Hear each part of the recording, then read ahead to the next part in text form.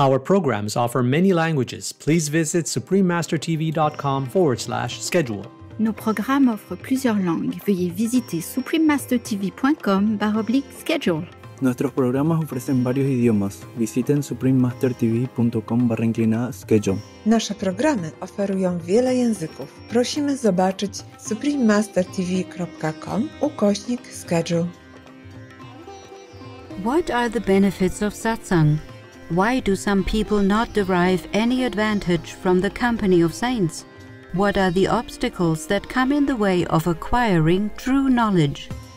Please keep watching to find out how Param's son Tulsi Sahib, vegetarian, eloquently answers all these questions.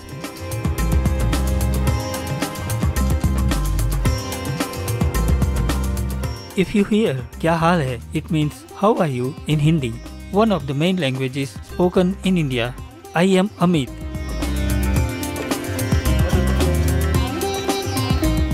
The benevolent people of India extend their sincere prayers for your spiritual upliftment now and always.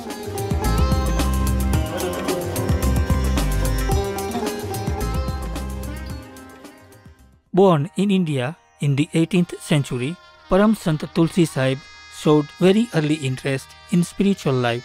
Rather than accept a position of royalty in his family, he departed from home in pursuit of meditation practice and became fully realized soon after.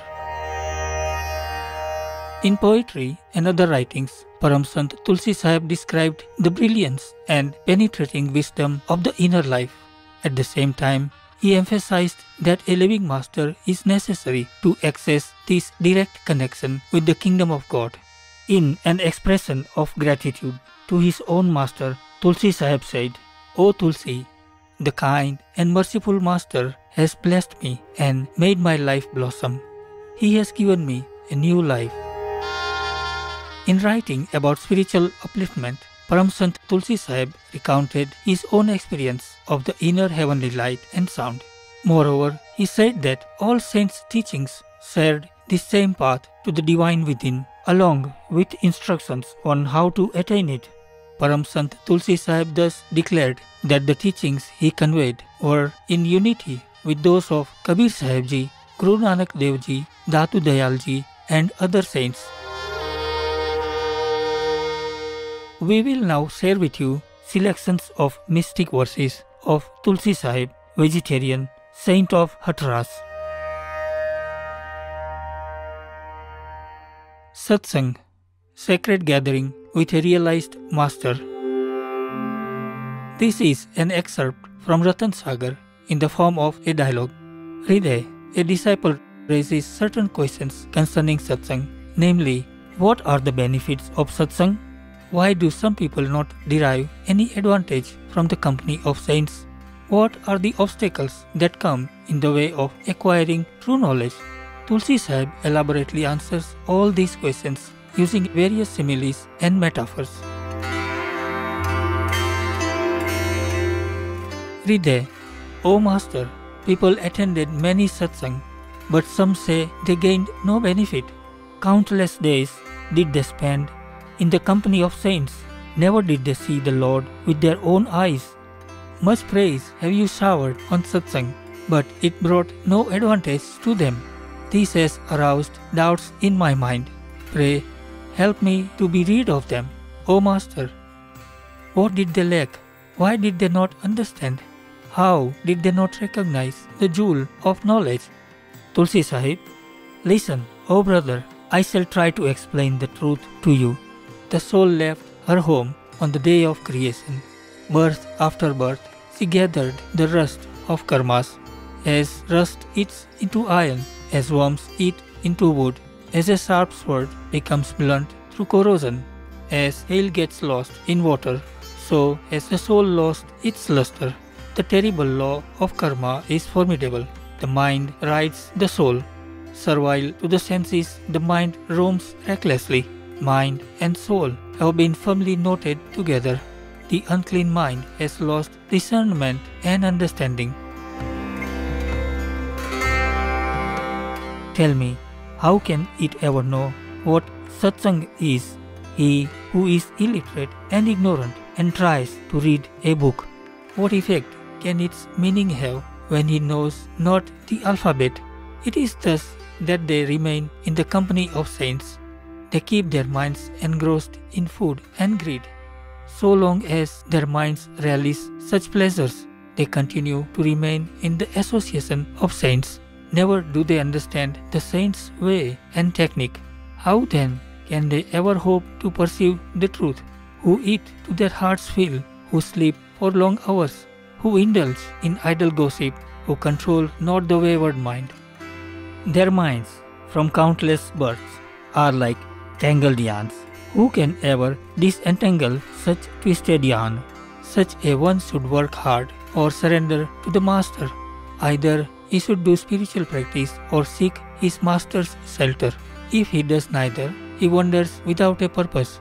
Fickle of mind and speech, how can he achieve his aim? Were he to enkindle within the love of his master's feet, he would gain true benefit from his mentor. He who begs from the saints with sincerity of heart receives their compassion and is redeemed. To recognize saints is not an easy task. He deals with them through cunning and deceit. One who tries to know them from their actions will fail to know them even if he spends many lifetimes.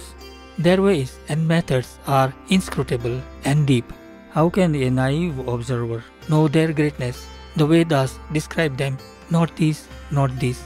Even the prophets cannot unravel their mystery. The three gods, Brahma, Vishnu and Shiva, cannot know their stature. From external signs you cannot assess them. Whosoever claims to know what saints are, Tulsi, in consternation, puts his hands to his ears. Rare are the noble and benign of good fortune, whose attention is fixed on the feet of the saints. They can truly judge these lovers of the beyond, who take the world and its forms to be illusory. There are men who live at the level of beasts. What can these slaves of Satan know of saints? Oride, I cannot tell how crooked such people are. Were I to attempt to describe their evil doings, there would not be enough paper and ink. Never aware of their true selves, they ever remain in delusion. They waste their lives in base pursuits and return empty-handed. Oride, they lived not truly in the company of saints. They plunged not deep and drank not its nectar. When water is poured over a stone, its wetness quickly dries. Since no moisture penetrates it, what can it do except remain dry? When sugar is put into water, it dissolves and gives sweetness. The two become one, and water becomes sweet in the company of sugar. The sweetness gets absorbed, O brother, and water turns into syrup. No one calls it water or sugar any longer. It has now acquired the name of syrup. Likewise, one who gets absorbed in satsang shall not have to suffer from delusion. The following poem brings out the same thought.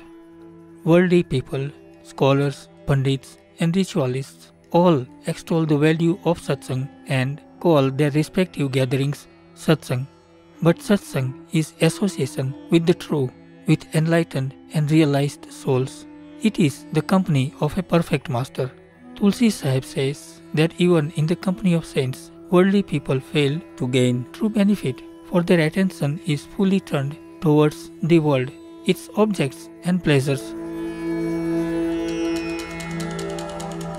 Satsang, satsang, say all, the scholar, the ritualist, and the world at large. The scholar, the ritualist, and indeed the whole world know not its true significance. To whom shall we speak of it? Engulfed as they are in the gratification of sensual pleasures, how can they ever partake of true satsang? Son and wife are but a dream, an empty show. They keep you company for a while, as a kite whose colors fade. For the sake of your palate, O Tulsi, you took not the shelter of your master. Though satsang, satsang, say all, the scholar, the ritualist, and the world at large. The Master's philanthropy. Tulsi Sahib enumerates here the gifts that the Master bestows on his disciple. Not only does he guide the disciple in his daily conduct, he also gives him inestimable help in the spiritual journey within. Oh, think thou deeply and deliberate. Without the guidance of a Master, the way cannot ever be found. He will dye thee in Satsang's color, take thy soul to regions celestial, and reveal the firmament within. If thou desirest to revel in realms spiritual within thine own self, none will help thee except the saints. In a short moment wilt thou depart, and thy body be reduced to dust. Thy Master alone, O Tulsi, will show the entrance back to thy home. We thank you, kind viewers, for your presence today on Words of Wisdom. Please join us again tomorrow for part 2 of this program. In Heaven's grace, may we all benefit from Satsang, our true association and inner connection with God. Our programs offer many languages. Please visit suprememastertv.com/schedule and suprememastertv.com/WOW